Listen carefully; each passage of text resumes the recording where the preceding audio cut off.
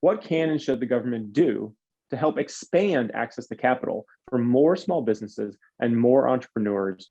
From where I sit working with underrepresented entrepreneurs, the number one most important thing that we should be addressing, whether it comes from the administration or whether we're looking at some kind of congressional body to kind of do a little bit of the research, it's really thinking about how we change the credit box.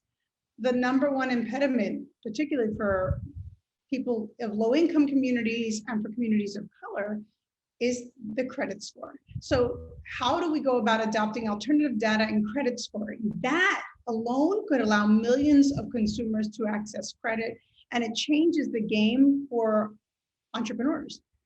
For us in particular, we know and understand, forget the fact that the credit score and the credit scoring system in and of itself is based on some pretty discriminatory practices from many, many generations ago. But now bringing it current to date, we understand that assets play a huge role in determining your credit worthiness.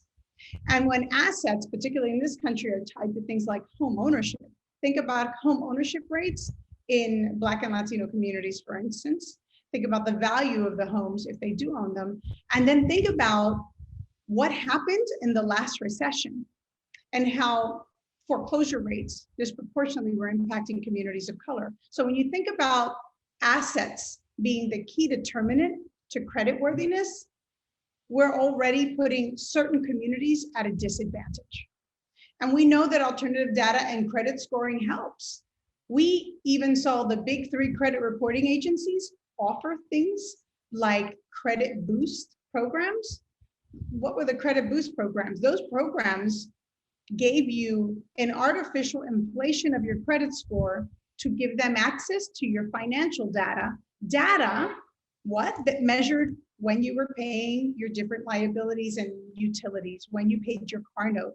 So obviously that data does matter, because if it didn't, it wouldn't be used in part of these kind of credit reporting agencies' credit boost process. Well, why go through a credit boost and artificially inflate my score to give you access to my personal data? Why don't we look at the formula? Why don't we look at what it is that has happened to communities throughout the recession, what's happening now post-pandemic? This is a perfect opportunity for us to readjust those scales and start to pay attention to what most people in low-income communities do have access to, what they do pay on the regular to determine their creditworthiness, versus basing our creditworthiness on things like home ownership rates or assets, which we've never in our history had the same access to.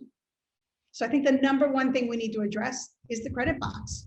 And the minute we do that, we open up opportunities for millions of Americans of all shapes, sizes, colors, and places, but most importantly for the low-income community. So I think for us, as I talk about minority entrepreneurs, women entrepreneurs, we're never going to be able to be on equal footing until we've changed the credit box. It costs a woman or a person of color somewhere around $250,000 more to start the same business, because capital is more expensive for us, because it's all tied to that credit box.